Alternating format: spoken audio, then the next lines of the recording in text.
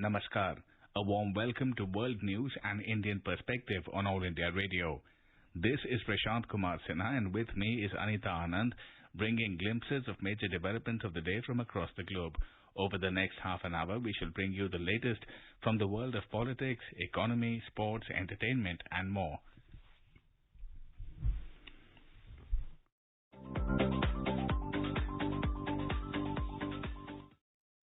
The headlines. Indian Prime Minister Narendra Modi says self-reliant India can be achieved by the active contribution of youth.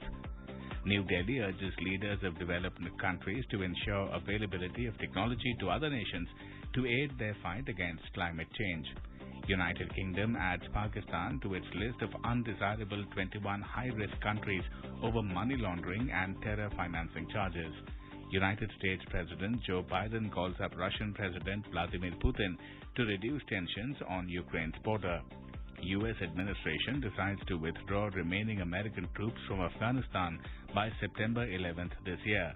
United States of America, South Africa and European Union have temporarily stopped the rollout of the Johnson & Johnson COVID jab amidst reports of rare blood clotting. And in IPL cricket, Royal Challengers Bangalore set a target of 150 runs for Sunrisers Hyderabad at Chennai.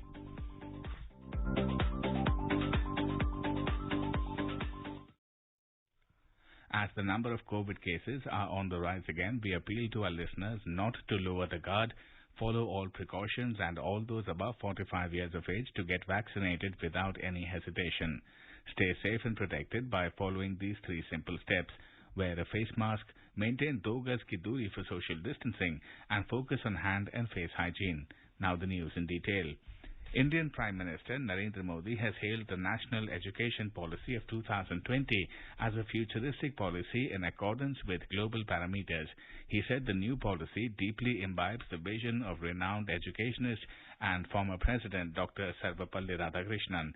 He was addressing the Association of Indian Universities' 95th Annual Meet and National Seminar of Vice Chancellors through video conferencing on Wednesday. Prime Minister Modi asserted that the centre is focused to bring in both institutional and educational strength in the country. He said children are endowed with special capabilities and strengthening their willpower and institutional strength will make them mentally and morally stronger.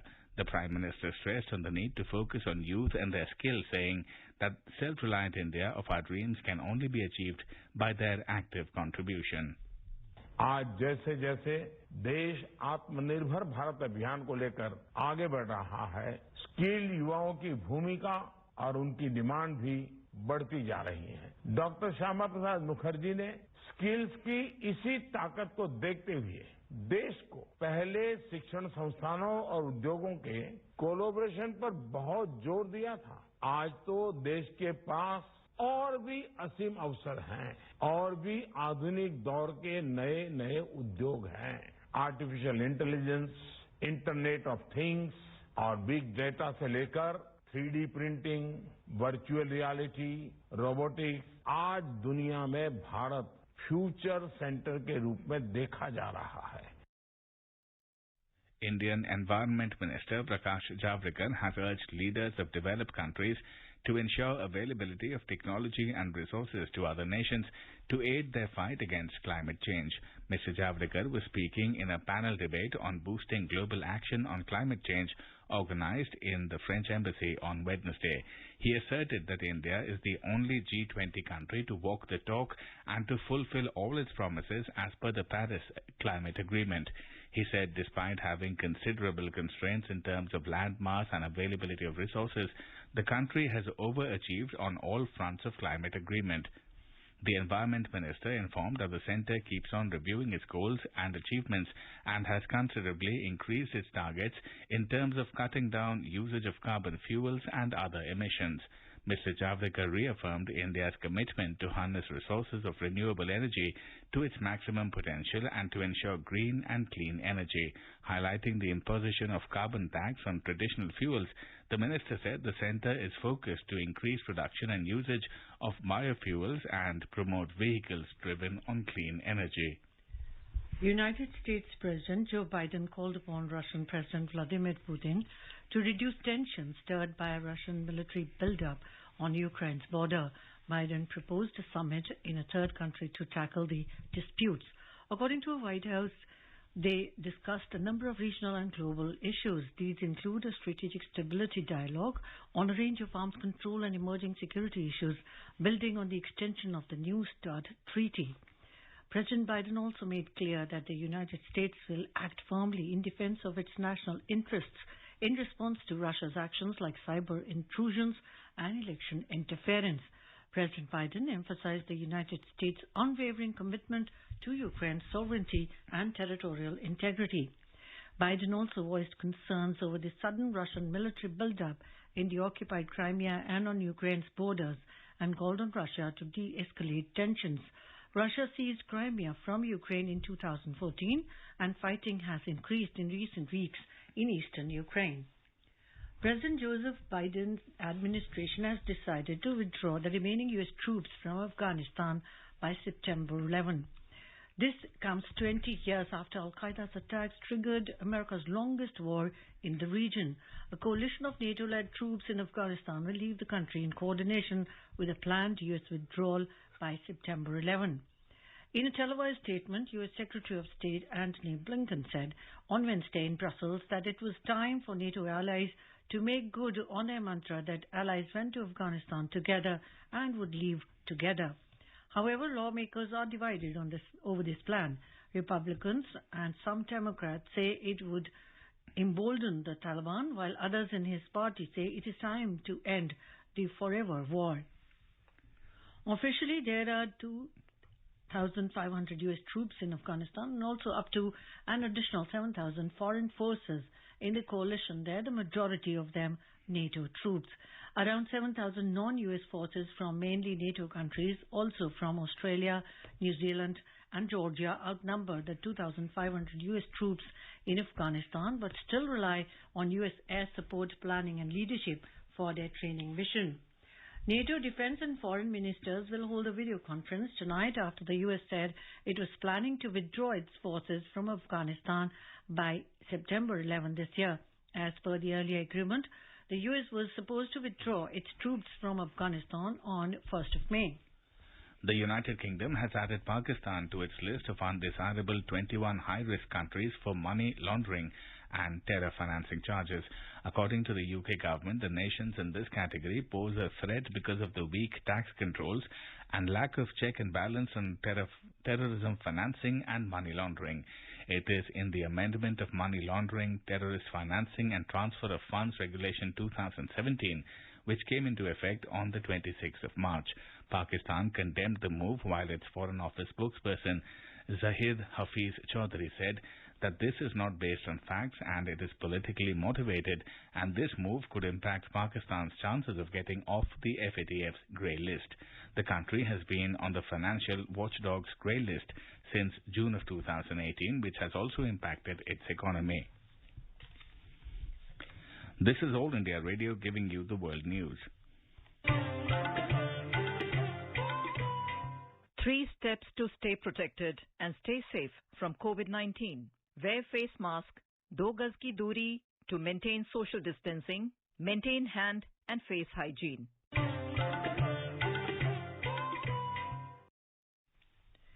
Indian Prime Minister Narendra Modi has said that the COVID-19 pandemic has presented an opportunity to reshape the world order and to reorient the thinking.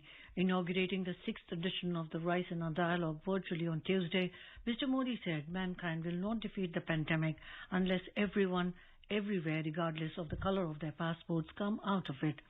In today's hotspot sections, we are focusing on Prime Minister Modi's message from Rise in Our Dialogue to the world. Today, journalist Ms. Simran Sodhi is in conversation with former diplomat Mr. Ashok Sajanhar.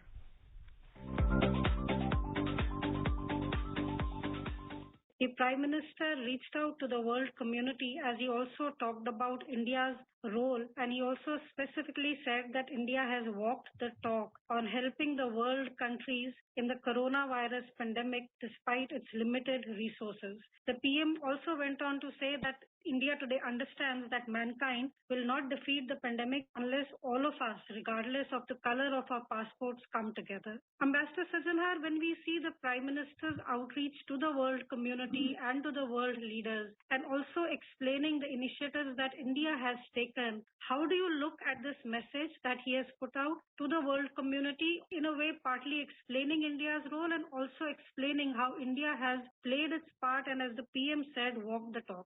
I think the Prime Minister, what he really sought to do through the keynote address at the Raisina Dialogue was basically to suggest that what the world has been doing for the last 70 years is not being the correct approach.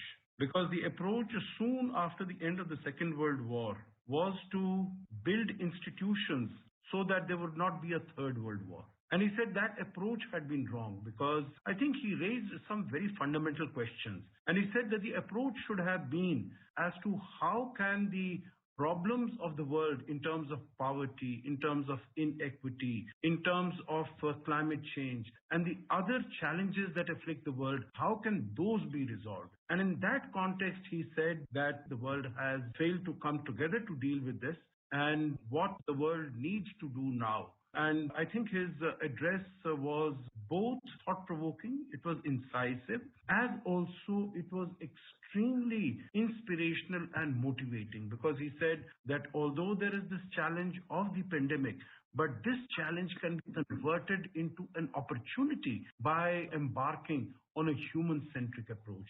And this is what he said, like when he mentioned that when you have some plan, the first option might be a plan A, the second might be a plan B. But as far as the Earth is concerned, there is no planet B, there's only planet Earth. So we have to save the planet Earth by coming together. And his approach was that of multilateralism, that is of all countries coming together and trying to bring world together for the benefit of each and every one. So I think basically he was mentioning that multilateralism has been a failure so far, and these fissures and these fractures have become very evident. And the only way to deal with this is that the whole world should come together, as India has done. The role that India has played in terms of reaching out to the world, notwithstanding its rather limited resources, but it has tried to do that, and much more needs to be done, and India is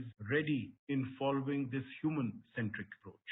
Ambassador Sajanhar, as you pointed out, the PM very specifically also said that the world was underprepared for the COVID-19 pandemic. He pointed out to the post-Second World War order, and in which we had the United Nations and other multilateral structures that he had said had been created only to prevent the Third World War. And the Prime Minister said that we should have instead focused on hunger, poverty, and humanitarian issues. How relevant do you think this is, and how much does this cut across to the global community? Because we do see that while we have the pandemic, for example, we do have a lot of issues, a lot of politicking still going on. So when the Prime Minister has correctly pointed out that maybe our emphasis needs to be hunger, poverty, and humanitarian issues, how much do you think the message actually reaches across and the world leaders are willing to step aside their political differences and come together and give a united response to the pandemic?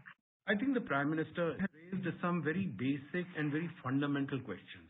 And if the world does not heed it, it will be at its own peril that the world will not be paying adequate attention to it. You are very right when you say that the Prime Minister mentioned that the focus had been just on avoiding the Third World War, and that in an age of competition, the spirit of cooperation has been forgotten. So whatever we need to do going forward, it can be achieved only through having a cooperative approach. And also that the concern for the welfare of humanity has been left behind. These are important aspects which the world needs to weave into its approach as we move forward if we are to deal not only with the pandemic of today. As he said, it was the institutions that were created after the Second World War were not to fight the wars that will come ahead, but they were to fight the wars that had already gone by. So the challenges that are coming, as the Prime Minister had said, were of hunger, he mentioned inequity, he mentioned injustice, he mentioned terrorism. And I think these are the issues, also climate change, that we will need to deal with by the whole world coming together. If every country wants to handle these issues as they have been doing so far, I don't think they will be able to meet with success.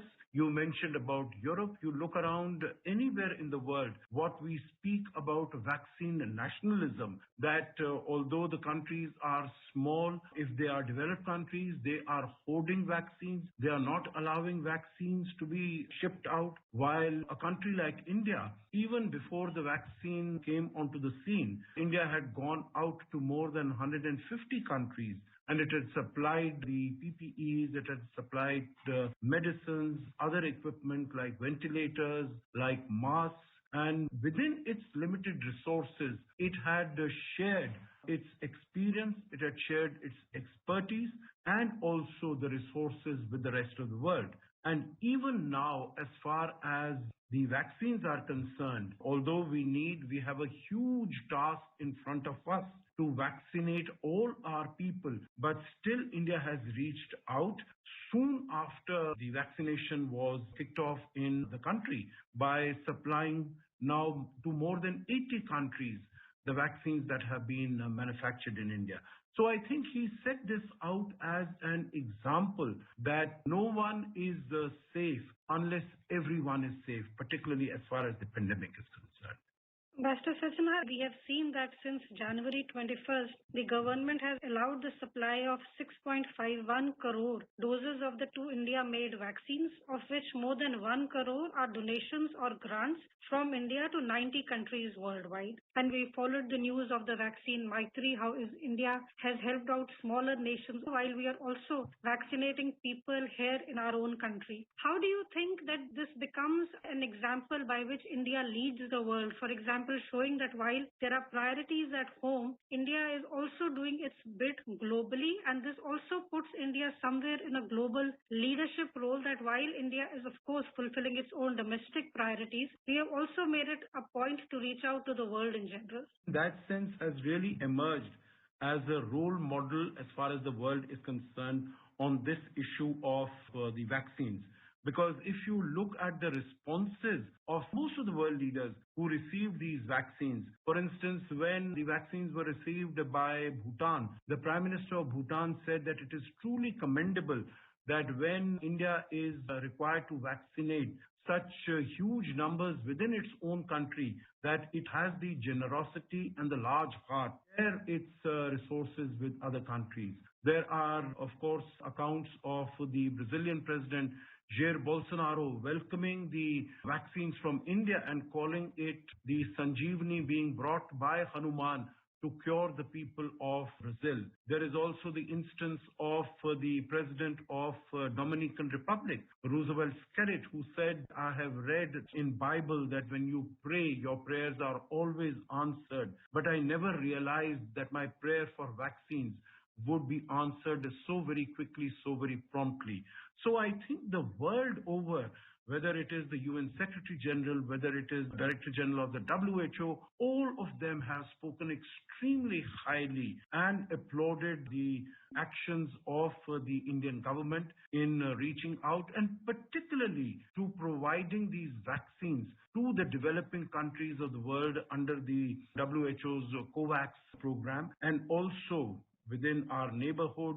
In fact, the first vaccines that went out of India were to Bhutan and Maldives on the 20th of January. We started our own vaccination drive on the 16th. Within 4 days, they went to these two countries. Then on the 21st, we supplied 2 million doses to Bangladesh, 1.5 million doses to Nepal, and so on and so forth. So I think whether it is our neighborhood or developing countries, that has been our priority, because otherwise, if India had not gone out to them, many of them would have really been left behind. Ambassador Sajjanhar, as the PM said, that mankind will not defeat the pandemic unless all of us, regardless of the color of our passports, come out of it. Do you think that this is a good enough argument to then counter the critique that one is also getting to hear that maybe India was sending out more? Because this is at the end of the day a very global problem. So one cannot be safe unless your neighbor is safe. So tying in the diplomatic fact and also the humanitarian fact, do you feel that the Prime Minister has said yesterday and the vaccine Maitri is actually a diplomatic win-win for India? You would recall that when the Prime Minister in his keynote address at the Raisina Dialogue, he said that the world has to follow a human-centric approach. So if India itself does not follow, then the words do not carry much credibility. And this is what the Prime Minister said, that you have to walk the talk. You would also recall that in September last year, when the Prime Minister was addressing the UN General Assembly, he had said that India is the pharmacy of the world, India is the vaccine center of the world, and whatever capacity India has to manufacture vaccines, it will be utilized not only for its own population, but it will be utilized to help the whole of humanity and the whole of mankind. And this is the message that had been sent out, whether when our Foreign Secretary traveled to Bangladesh or when our senior leaders traveled to Nepal or to Sri Lanka, that as soon as India gets the vaccine, then supply of vaccine to our neighbors will also be a matter of priority. And India has truly done what promised to do, what it had committed to do. And I think this would have raised the persona and the profile and the image of India amongst the people and amongst the countries of the world in a very significant manner. Ambassador Sajjanhar, we saw that the Prime Minister spoke at the Raisina Dialogue. It's a 4-day conference where the Rwandan President, the Danish Prime Minister, the Australian Prime Minister, and the President of the European Council have also been attending. And the Prime Minister also said that this is a watershed moment in human history. When we look at this statement, is it also somewhere reminding the world that maybe this is now a wake-up call for humanity and for all of us basically as how to deal with future pandemics and about our responses? And more importantly, when the PM says this, it is also pointing out to our own responses and how India has led by example and not just by dialogues, but we've actually shown how to deal with the pandemic. Two aspects that he referred to, Simran. One was that this sort of a pandemic comes once in a century. The last time that the world had to contend with this, confront a pandemic of this nature, it was in 1918, so exactly 100 years ago. And secondly, what are the institutions that were created after the Second World War that they have been found quite inadequate to deal with the challenge that the world is confronting today. So if the failures have been so visible and so evident, what is it that the world needs to do? And in that, he said that the world needs to come together. In fact, what I found inspirational as far as the Prime Minister's keynote address is concerned, that he acknowledged that it is a challenge. But what he said was that it can be created, it can be converted into an opportunity. And in that context, he gave the example of India, how India has been able to deal with it. And also, I think this was a message to the whole world that if we do not cooperate, if we do not collaborate, if we do not work together, if we do not follow a human-centric approach, then it will be at the peril of the world and its system. We have to change the institutions appropriately so that human being comes at the center of those and not economics and profit-making as has been done so far. And Ambassador Sajjanhar, we bring today's talk to an end with a reminder of what the PM has said to the world, and he has reached out and reminded everyone that regardless of the color of our passports, humanity and mankind will not defeat the pandemic unless all of us come together. Thank you.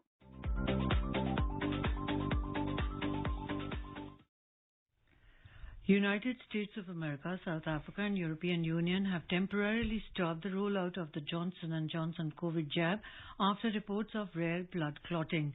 6 cases were detected as per the U.S. Food and Drug Administration. All 6 cases were in women aged between 18 and 48 with symptoms appearing 6 to 13 days after the vaccination.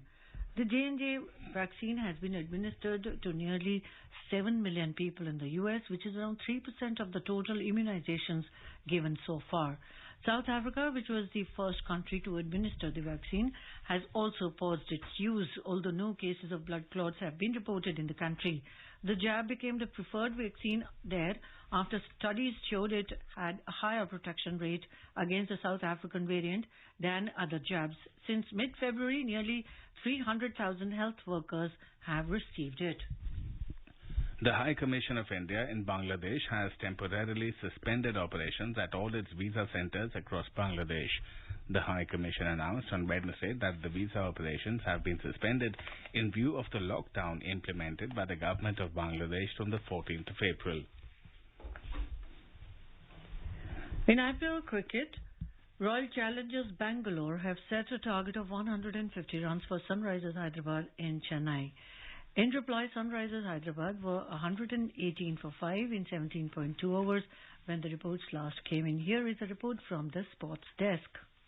In the Game 6 of the IPL at Chennai's M.A. Chidambaram Stadium, Hyderabad Sunrisers keeper David Warner won the toss and predictably asked Virat Kohli's Royal Challengers Bangalore to bat first. The temperature in Chennai has come down a bit after the morning drizzle, but the wicket still looks dry. Hyderabad lost their last match narrowly to Kolkata Knight Riders, while Bangalore team scored a last ball victory over last year champions Mumbai Indians in the tournament opener. Warner has included Shahbaz Nadeem for Sandeep Sharma and Jason Holder for Mohammad Nabi. On the other hand, RCB has included last season's hero Devdutt Padikkal after recovering from COVID virus. He is replacing Rajat Patidar. Defending champions Mumbai Indians beat Kolkata Knight Riders by 10 runs in Chennai last night. After setting a 153-run target, Mumbai Indians restricted Kolkata Knight Riders to 142 for 7 in 20 overs. Former Kolkata Knight Riders bowling coach and former Zimbabwe skipper Heath Streak has been banned by the International Cricket Council for 8 years after accepting 5 charges of breaching its anti-corruption code. Streak, who was Zimbabwe's head coach from 2016 to 2018, has been charged of disclosing inside information in relation to several matches, including the 2018 IPL, in which he was part of KKR's coaching setup. He has also been charged with leaking inside information during the 2018 Tri-Series involving Zimbabwe, Bangladesh and Sri Lanka, the bilateral series between Zimbabwe and Afghanistan in 2018, and the Afghanistan Premier League 2018. In other sports news, India were off to a perfect start at the IABA Youth World Boxing Championship in Kielce, Poland, with Poonam and Vinka advancing to the pre-quarterfinals after notching up contrasting opening round wins, while Poonam outpunched Colombia's Valeria Mendoza 5-0 in the 57kg category. Vinka edge-passed Russia's Daria Pentelieva 3-2 in the 60kg to make it the last 16 on Tuesday. India have fielded a 20-member contingent, 10 each in men and women, for the marquee age group event. World number 2 tennis player Daniil Medvedev of Russia has pulled out of the Monte Carlo Masters following a positive COVID-19 test yesterday. Even as the 25-year-old Medvedev has been moved into isolation, 2 other champion players, Rafael Nadal and Novak Djokovic, face worrying times ahead as they both encounter the Russian. Medvedev practiced with Nadal on Monday and was also seen talking to Novak Djokovic. Abhishek Mukhopadhyay for World News, All India Radio. In hockey, India ended their tour of Argentina with a commendable 4-2 victory in the fourth and final practice match against reigning Olympic champions at Buenos Aires on Wednesday. Now let us take a look at major developments around the world as reported in the foreign press. The Washington Post writes that Hank Azaria, the actor who voiced Apu on The Simpsons for 3 decades, said he feels like he should apologize to every single Indian person in this country. The show has been criticized on its stereotypical depiction of the Indian community. New York Times reports that a new 104-page report by the Capitol Police's internal watchdog found that the force was told not to use its most aggressive tactics before the January 6th riots, despite warnings of violence. The Telegraph writes that unemployment among 18 to 24-year-olds rose by nearly a fifth during the first 6 months of the pandemic. A quick look at the headlines once again. Indian Prime Minister Narendra Modi says self-reliant India can be achieved by the active contribution of youth. New Delhi urges leaders of developed countries to ensure availability of technology to other nations to aid their fight against climate change.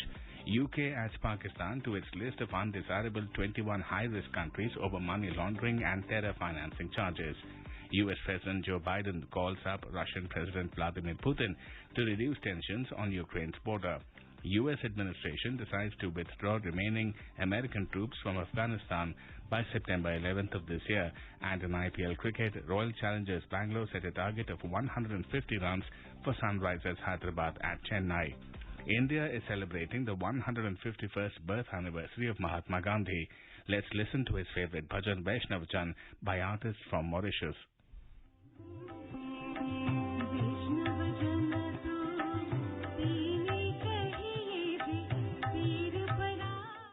And with that, we end this bulletin. See you at the same time tomorrow with the next edition of World News.